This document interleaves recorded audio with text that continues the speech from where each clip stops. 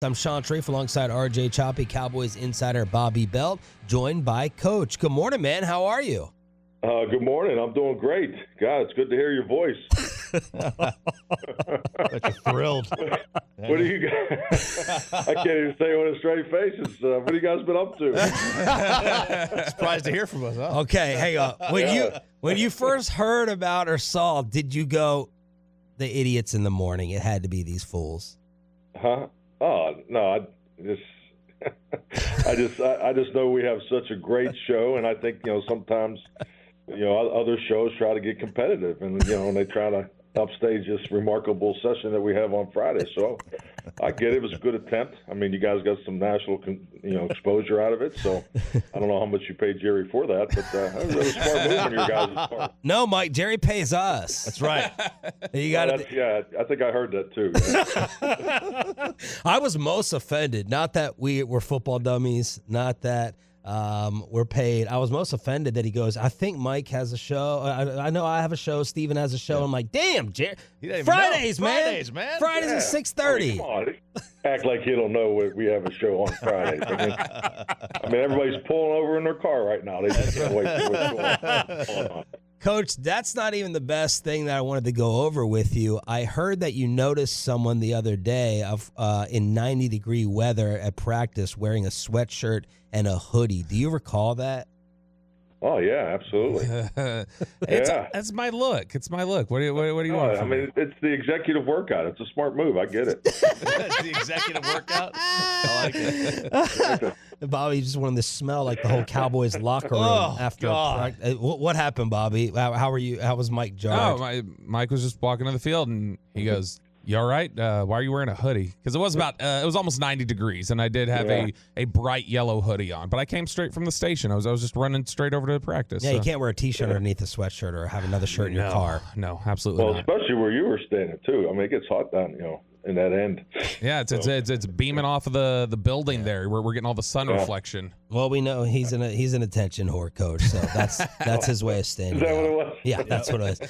Mike McCarthy joining us here on 105.3 The Fan. Coach, how tough is it to prepare for a game like this? How much scouting goes out the window with all the injury questions that are out there on both sides? But obviously, you guys trying to figure out San Francisco with all these question marks. I wouldn't say it goes out the window. I think clearly, it's you are who you are as far as what you believe in and the approach to the game. So I mean, the way they line up on defense and offense, and conceptually how they're going to attack, in each and every situation, there'll definitely be some similarities. I mean, it's always a variation of something that you've done, that's part of your foundation. So the biggest thing, I think you've already made the point, is just make sure you educate and get as much film on the individuals you think are going to play. So I'm sure they're doing the same with us. Coach, Belichick has always talked about, the stages of the season to develop and figure things out, but the stages of a game. Do you approach it the same way, like first quarter feeling out, second quarter adjustments, a quarter-by-quarter kind of sparring that takes place, and does that take place even more for a game where both sides are playing a lot of backups possibly? Oh, yeah, definitely. I think it's clearly, not only the way you play the game, but it's the way you train. Like, for instance, this morning, I'm sitting here working on the first 15 because, our Friday schedule is called Fast Start and Furious Finish Friday. So we really emphasize the beginning of the game and at the end of the game. So, because those are two important, obviously, parts of the game that, going off to what you've already asked. And what we talk about is the ebb and flow of every game because, all the plays and all the situations in every football game are the same.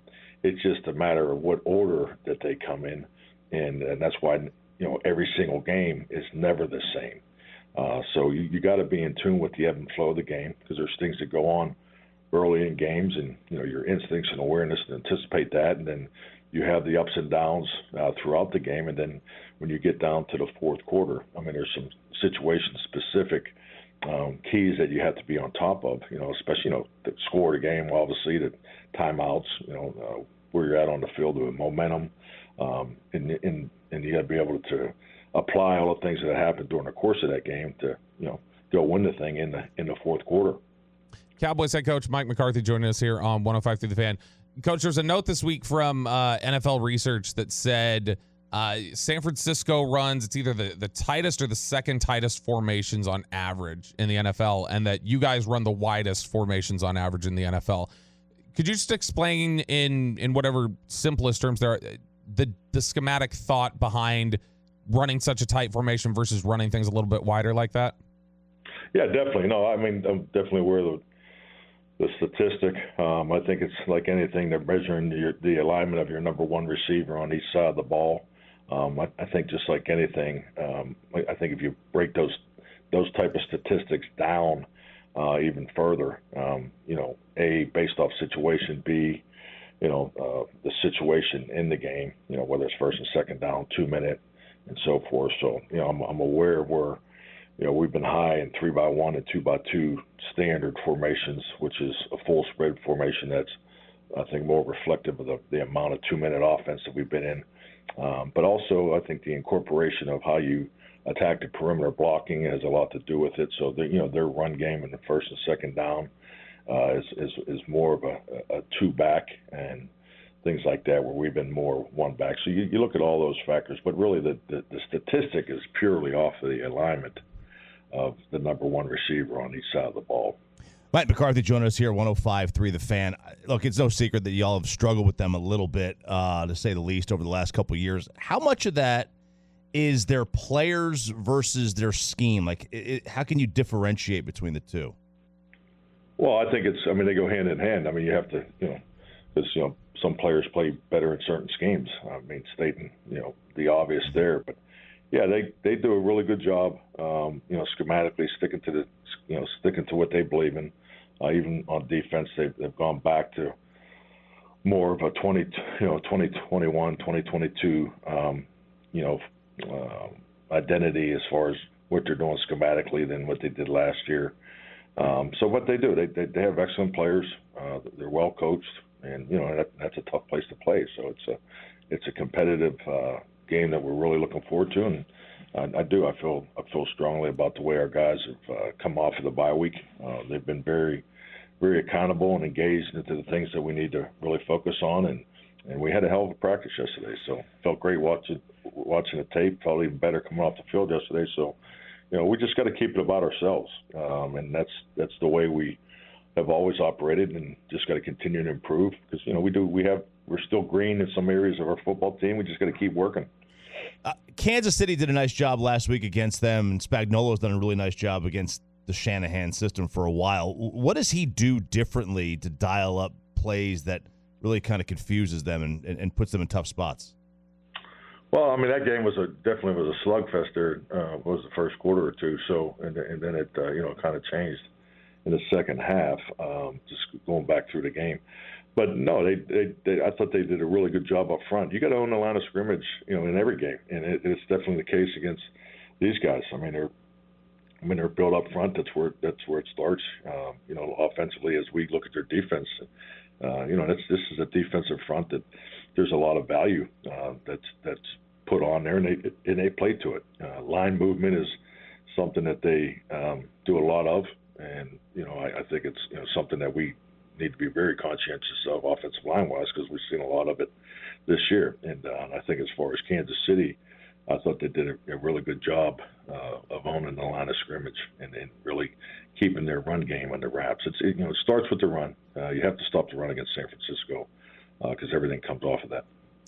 Coach, you talked about how you feel like you guys have had a good week of practice, had a good practice yesterday. It feels like there have been, like you mentioned, the tone and vibes around the locker room and everything else seem really positive and upbeat this weekend or during this week. And, how you've seemed really confident in the mode of attack and the plan moving forward coming out of the bye week. How during that week that you guys have off, how much are you reasonably able to get done? How much are you reviewing? How much are you looking back versus looking forward? What does that, process look like that has given you guys so much confidence, it feels like? I'll tell you, that's a hell of an observation, especially, you being, potentially having heat stroke.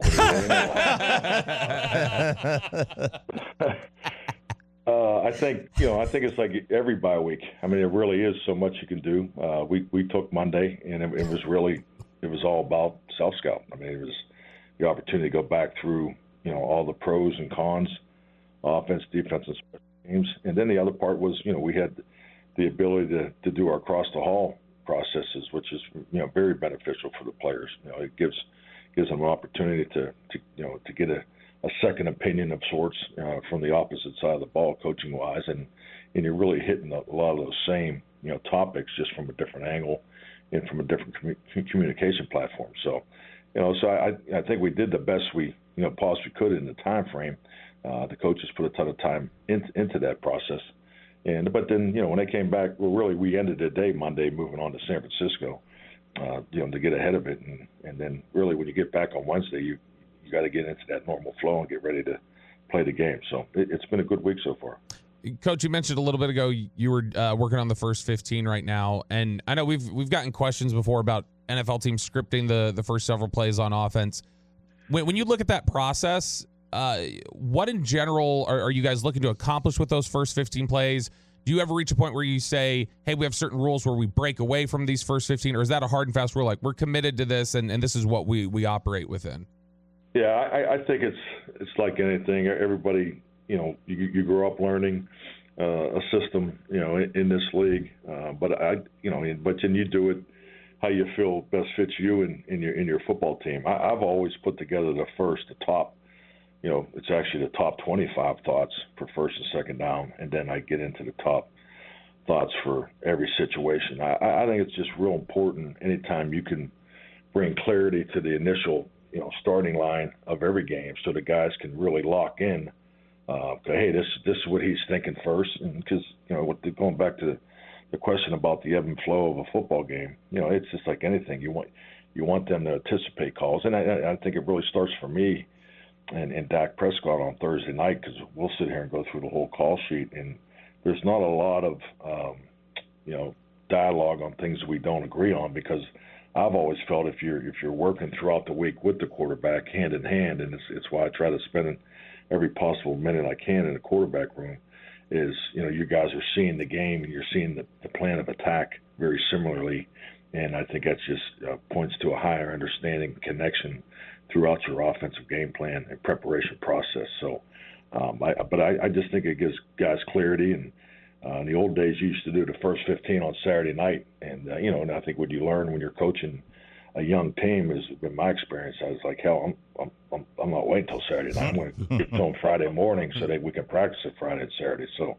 that's been my process for a long time. Coach, Brock Purdy said something interesting this week. He said that he doesn't call audibles at the line of scrimmage, that the answer to what the defense presents is already baked into the play. Mm-hmm. What do you think about that take, that philosophy, and also, like, how long for you do you go before you give the quarterback that autonomy to call those audibles? Well, no, it's the same from our. That's how we do it. Also, I think that's how most people do it. You're chasing looks, you're chasing matchups, so the majority of your plays, have a second option built into it. Yeah, we don't. There's very few just pure black and white audibles that you go to, because we call them adjustments. Whether it's a protection adjustment, a run game adjustment. So you have to have adjustments, on everything you do, just because especially, you're just seeing more scheme today than you ever have, particularly in first and second down. It used to be more your adjustments and audibles were more third down and situational, because it's just like anything from the offensive side of the plate. Is the first thing I look at when on Monday is the defensive coordinator is where does he spend his time, and some guys spend more time on first and second down, some guys spend more time on third down. Historically, people always spent more time in the third down and the situationals, but those trends shifted. That's why it's important to be on top of the trends and patterns of the National Football League, because it's always evolving. Mike McCarthy here on the Friday edition of Sean and RJ 105 through the Fan. Coach, the guys addressed it yesterday, this big article coming out about the tours in the facility. Are the fan tours a distraction in your opinion? No, I think it's like anything, and I think just having the experience of working in other organizations, living in other cities, and a lot of our guys, this is all they know. So, and I think you have to, be aware of that too. But every place has things about it that that are just part of the organization or part of the city. I mean, in Green Bay, you better have a big ass coat for 3 months. So I mean, it's and there's a lot of positive things there. And it's you can go through my opportunities in the league, Kansas City, New Orleans, and San Francisco. I mean, it's every place has something. And but no, I don't think so. I think it's just a part of our it's part of our environment. How many times in your life have you served on jury duty? Yeah, 0. Zero.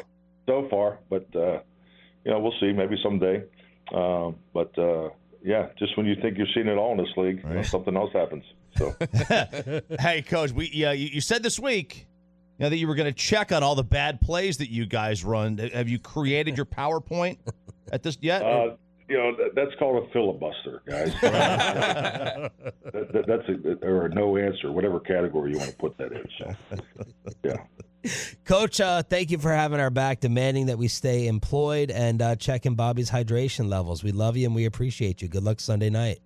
All right. Thank you, gentlemen. Have a great weekend. You Talk too, to you. sir. Mike McCarthy, brought to you by Black Rifle Coffee Company, the official coffee of the Dallas Cowboys.